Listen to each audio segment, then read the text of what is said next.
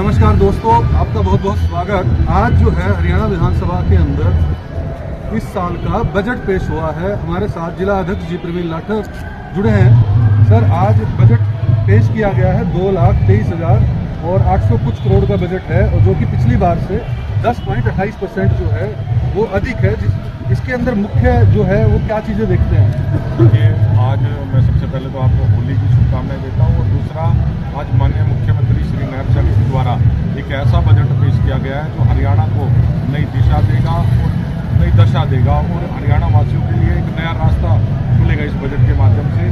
क्योंकि इस बजट के माध्यम से चाहे युवा हो, चाहे महिलाओं हो, चाहे किसान हो, सबके लिए बजट में, चाहे उद्यमी हो, सबके लिए इस बजट में कुछ ना कुछ ऐसा रखा गया है कि उसके जीवन पर इसका प्रभाव जरूर डलेगा, और उसमें सभी के लिए प्रोत्साहन कुछ, चाहे वो किसानों को देने की बात हो, किसानों के लिए विशेष तौर से जो गन्ना के किसान हैं उनके लिए एक विशेष प्रावधान किया गया है कि जो प्रोत्साहन राशि पहले 3,000 रुपये प्रति एकड़ जिस गन्ना किसानों को दिया जाया करती थी, अब उसको 5,000 रुपये कर दिया गया है।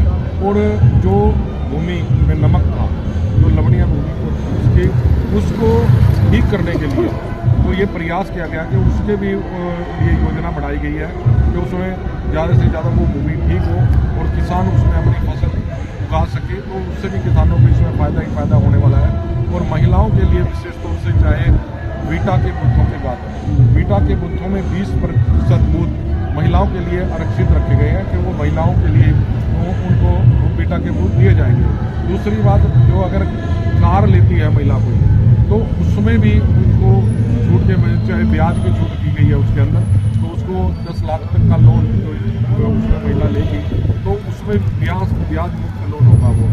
तो इस प्रकार की कई योजनाएं। दूसरा, युवाओं के लिए MSME के तहत उसमें रोजगार देने की जो बात की गई है, उसमें भी युवाओं को ज़्यादा से ज़्यादा सरकार की तरफ से लोन दिए जाएंगे। मैं बहुत बड़ी बात देख रहा था बजट के अंदर कि 1 लाख युवाओं को AI बेस्ड जो है वो ट्रेनिंग नायब सैनी जी ने की है। देखिए, हमारी सरकार का यही है कि नायब सैनी जी द्वारा ये प्रयास किया जा रहा है। जब से 2014 से हमारी सरकार बनी है, तो जो रोजगार के जैसे युवा है वो सक्षम बने, क्योंकि हम सभी को तो सरकारी नौकरी नहीं दे सकते, लेकिन सभी को अपने रोजगार उनको दिया जा सकता है। उनके कौशल विकास उनके अंदर बढ़ाएंगे। जब उनके अंदर कौशल होगा, कोई ना कोई योग्यता होगी, वो कहीं भी जाके कोई ना कोई काम भी करेगा तो अपनी जीविका वो अच्छी तरह से कमा सकता है। AI के माध्यम से, जैसे आदरणीय प्रधानमंत्री श्री मोदी जी ने, नरेंद्र मोदी जी ने कहा है कि हम AI के माध्यम से हमारा देश विकसित हो सकता है, तो वो रोजगार जो मिलेगा उसके माध्यम से नए युवाओं को, जब AI के माध्यम से नए नए रोजगार जो वो करेंगे तो उनकी जीविका और भारत भी मजबूत होगा। और विकसित भारत का जो सपना मोदी जी ने देखा है, तो युवाओं को रोजगार मिलेगा, उनको काम मिलेगा, तभी सक्षम हो पाएगा।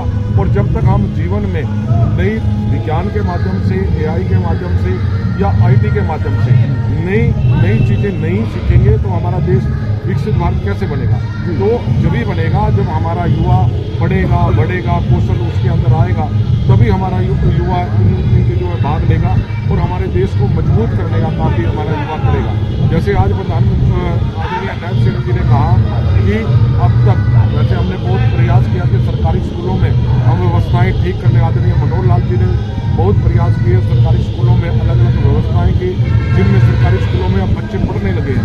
तो ऐसी व्यवस्था आदरणीय मनोहर लाल जी ने की थी। उसी प्रकार से आज नायब सैनी जी ने कहा कि 2026 और 27 के बाद कोई भी बच्चा टाट पट्टी पर नहीं बैठेगा। सरकारी स्कूलों में उनमें बेंचों का जैसे प्राइवेट स्कूलों में इंतजाम किया गया है, तो इसी प्रकार से सरकारी स्कूलों में भी किया जाएगा। तो आदरणीय नायब सैनी जी का मैं बहुत बहुत धन्यवाद करता हूँ कि उन्होंने इस प्रकार का बजट बनाया है जो हरियाणा को नई तरक्की के रास्ते पर लेकर जाएगा। जी, तो ये थे प्रवीण लाठर जी। जो बजट जो है शानदार इस बार रहा, और आप लोगों से भी अपील के इसके अंदर कमेंट देकर जो है हमें जरूर बताइएगा और वीडियो को लाइक और शेयर कीजिएगा। धन्यवाद।